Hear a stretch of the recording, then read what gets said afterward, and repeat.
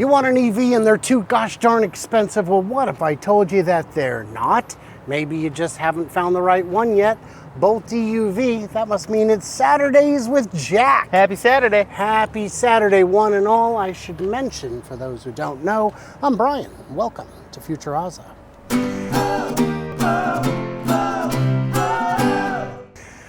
Bolt EUV, they've sold quite a few of them. Many thousands, I'm sure. In the early days, GM and Tesla were the only two companies that sold enough cars to get kicked out of the original EV tax credit. Yep, they win. So GM has got some experience. Is it pretty? I would argue it is. I like it. I think it looks nice. It looks futuristic.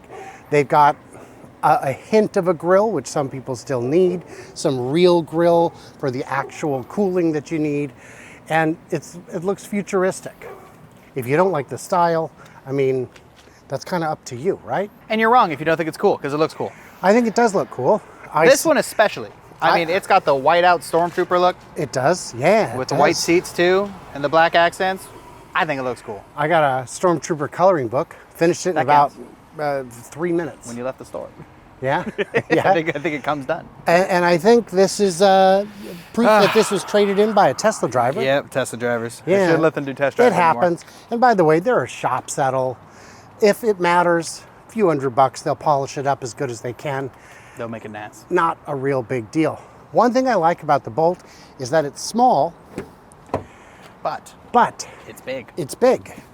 This is You just summed up the Bolt EUV. kind of a lot of room. And I mean, now this seat is obviously not in a position that would be super comfortable from the front. Jack, how tall are you?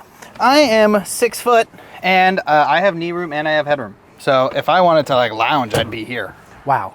So that is an outrageous amount of room. I think the interior looks good. I think the design looks good. I think they made cheap material look premium. And unlike the much more expensive Lucid Air, I can get in and out without smashing my head. Weird. That's luxury to pay for. So let's see. You see, that's where you would think it would be. Oh. But on the EUV, they want to mess with you. So you do have good hatch space. Hatch space. I assume not much room down here. Look at all that room down there. Oh, that's an outrageous amount. That's That is actually kind of a way lot of more room. than I expected. That's pretty good. Okay. Pretty good. Do the seats fold flat? Could you They camp fold in it? flat to this level. To that level. To this okay. level. So Right. if you want to take out your storage tray, you'd So, have a hump. But if you leave if this you- in there, it's flat. You can slide If you put things that in. there, you could do a short person's camp mode. Yeah, absolutely. Yeah. All nice, right. Nice and curled up. Yeah. I think we're ready to go for a spin. Spin time. And guys, the Saturdays with Jack series, we're finding out if it's coming back because Jack owes me nothing and I owe him nothing.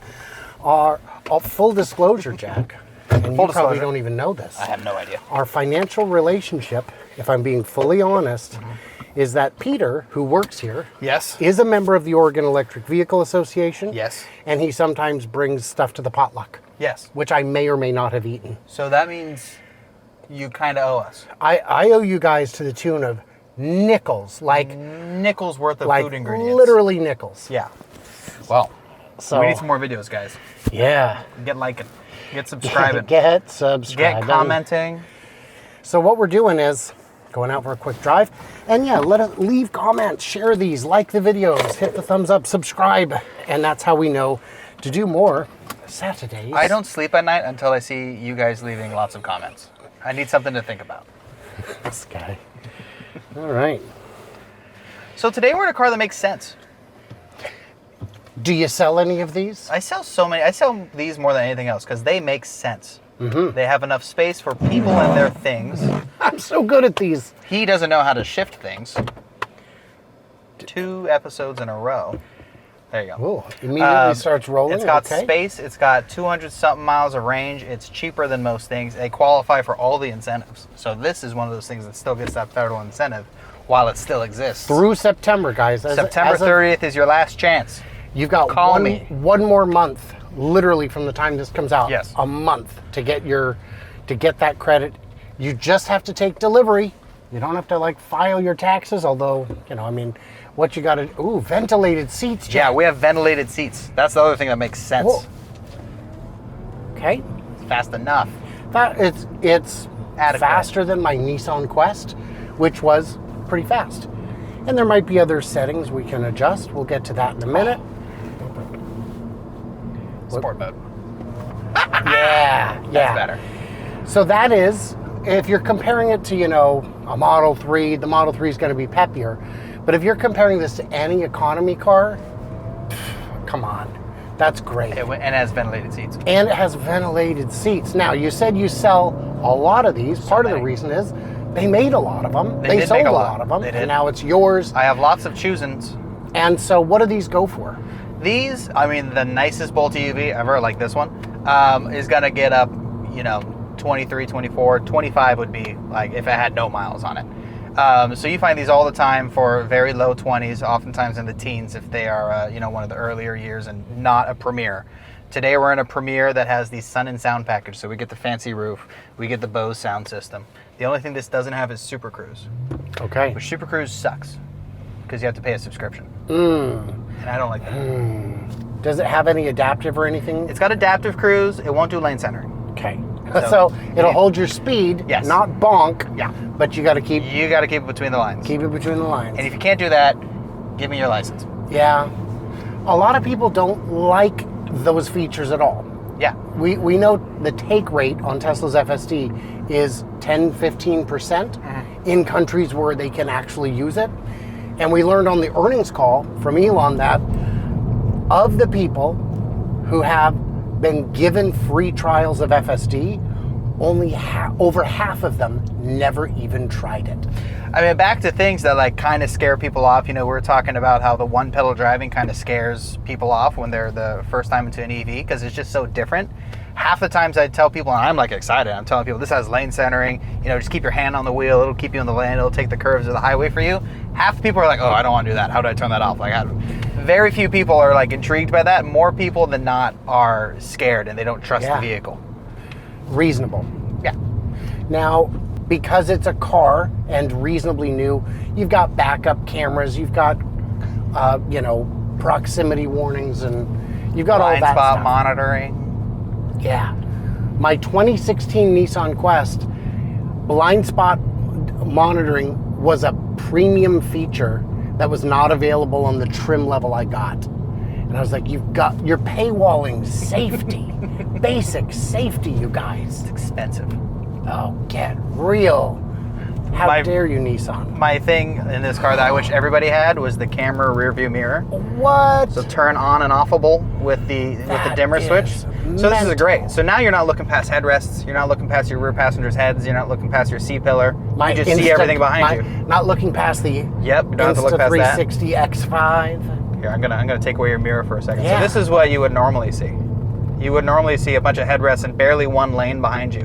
But now you can see all 3 lanes behind you and sidewalks and everything. Wow. That's amazing. I wish everybody did that. I can't believe how good it looks when not in camera mode.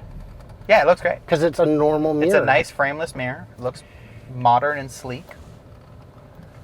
It's got your built-in, you know, door openers. Wow. Oh, these are for your garage. Yeah, those are your garage door openers. And you've got OnStar. You got OnStar, which is a thing that people use sometimes. I guess. Why not? I've heard that people use I've it. heard that people use it. Hopefully, you never use it. Hopefully not. Well, it does other things. This does open, doesn't it? That does open. Let's see Wow. if it wants to rip your camera off. Oh, man. That's another selling point. And you've I'm got this blinded. little deflector here that Little keeps wind deflector. the wind from filling the car and popping your ears. Yep. What is the least you see these selling for? The cheapest one we had was probably 16-ish, and that Okay. was actually that was a Premier. That was actually a really well-loaded car like this. Just had like somewhere between 70 and 80,000 miles on it. Okay. So, you know, well-driven, probably an Uber car or something like that, or maybe just a lot of highway miles, but it was in good shape. Like, I was actually pretty impressed with how well the seats and the suspension held up in that car. It didn't show a lot of wear. And in this one, this has only got 25,000 miles on it. Yeah. And it's what year did you say? This is a 22. 22. Which was, yeah, the first year of the EUV. The suspension is appropriate for the weight of the vehicle. It's not, it doesn't feel premium, but a lot of the cars I had a chance to ride in China, the suspension was inappropriately weak. Like underdamped, loosey-goosey. They're very good at building light, small cars. Yeah. These are heavier cars. Yeah. The suspension is all wrong. Yeah. They've gotten better, especially at the higher prices, but a lot of the suspension in China is Yeah. unacceptable. Yeah. Yeah, if you're so obviously the comparison to this is an EV. A lot of people are wondering, should I get a Bolt EV or should I upgrade to an EUV? And if you're looking at the specs on paper, this car is 6 inches longer. It is not wider, it is not taller. You don't get more ground clearance. You're getting 6 inches of length, which isn't really trunk space. It's almost entirely that rear seat space that you sat in earlier, which was obviously great rear seat space. So a lot of people are like, do I want to spend the extra money to get that 6 inches of length? That's not really just what you're getting. So the non-tangible things that you're not going to see on the spec sheet are, yes, that's suspension tuning, where in this car it's a lot softer than it is in a Bolt EV. A Bolt EV, I think they wanted to be sporty. Like, they feel kind of stiff. They have pretty, tight suspension on bumpy road. I feel like you can rattle a tooth out. Whereas this car, it's going to be a lot softer, a lot more plush. So that's great. And the seats are a big upgrade, I find, in this car. First off, you can get ventilated seats, but they're just, better bolstered. The cushioning is, The seats feel great. they feel awesome. Whereas in the standard Bolt, the biggest complaint I get from everybody is the seat. It's too narrow, it's too stiff, the bolsters are poking me. Whereas this car, it's much more comfortable. So those are the things where if you've driven a Bolt and not an EUV, and you're like, I don't care about 6 inches of length, sit in one and try it. Because I think it's a big upgrade that's not going to show up on paper. I would say on these, I've driven the Bolt, and to me what it felt like was a very peppy, ultra cheap rental car. Yeah. The feel was like European rental car. Yeah. Small, but very peppy. Yeah.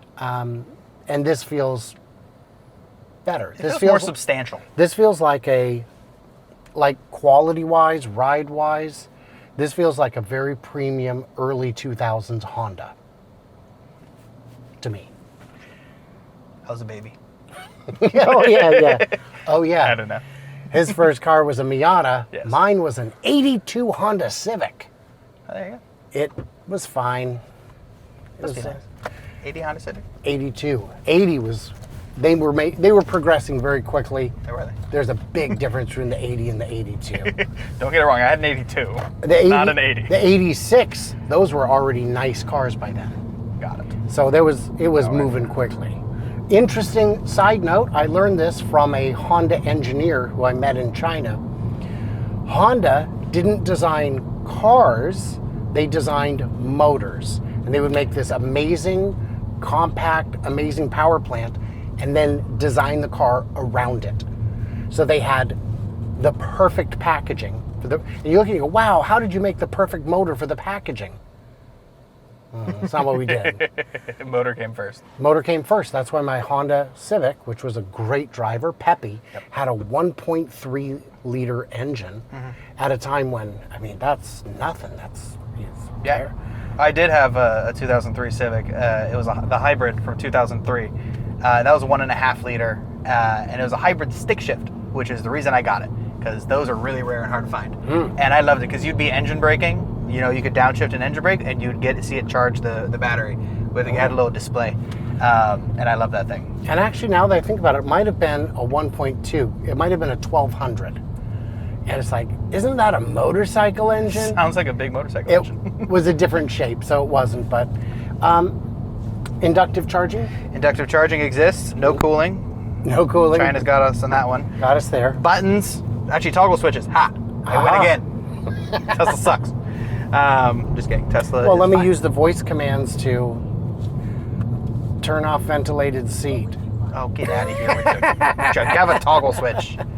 Be grateful. Okay. So you have one pedal driving. You want one pedal driving? Yes. Boom. One pedal driving. Ooh. Okay. Let's see the impression on the one I pedal will, driving. because. Oh yeah, that's. So we'll try it when we come to a stop. But that is what I'm used to. Yep. The rolling feature, I get it. You want the car to drive and feel like Traditional, like gas the car that they came from. Yep.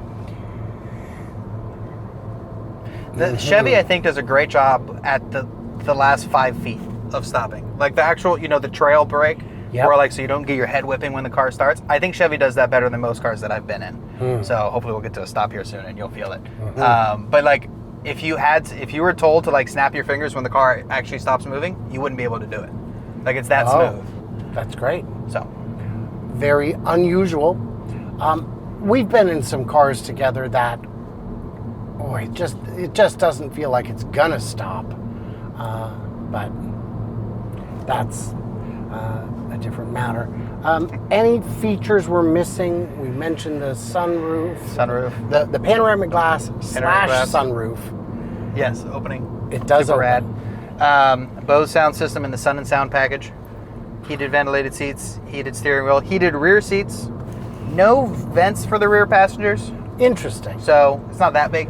But if you got the ventilated, they're not gonna die.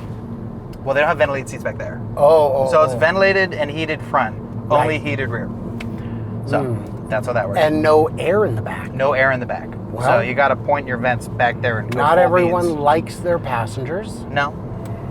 They didn't buy the car. I tell you, for as economical of a car as this is, it feels great. And 25,000 miles, a 2022, that means you've got another 6 years of warranty or 75,000 miles of warranty. So if you're worried, especially about the battery, there were some early Bolt battery issues resolved. But they fixed it. They fixed it. Yeah, by 22, they were done with the recalls. They had sorted everything out. They had new batteries. They figured out their software fixes. Wonderful. Now we've already done the walk around, so the only thing there is left to do is to remind folks that you have to tell us if you want more of these or if you've had enough of Brian and Jack clowning around in cars. It's only once a week. It's every Saturday morning. He's with Platt Auto, the folks that do we have fun. the sort of pricing you want a dealer to do, which is to say, the price is the price, no clowning around. I watched a couple come in today, drove several cars, said, yeah, not really ready to make a purchase. Maybe I'll talk to you tomorrow. And the other gentleman, I forget his name, Greg said, yep, all right, well, give me a call. If this is the one you really like, just let me know and we'll hold it for you. And I was like, that's it? You're just letting them leave? Oh, right. Maybe I'm bad at my job. It's not that kind of dealership. We know what our prices are. Is this okay? Yeah, it's great. We know what our prices are. We know what works. And I mean, if you find a better deal somewhere else, take it. So, Please do, because then people stop telling me about it. but if you have questions for Jack, ask him, because if we get enough views on these, I'll be back next week to go to do another round. It'd be fun. I enjoy hanging out with you, Jack. I appreciate your time. And guys out there, what did we miss? What did we misunderstand? Leave it into them comments below. I beg of you. Smash thumbs, do all that stuff. Subscribe. For the love of all that is, please subscribe. And stay tuned, stay juicy, and I cannot wait to hear from you clever robots on the Flippity Flop. Happy Saturday.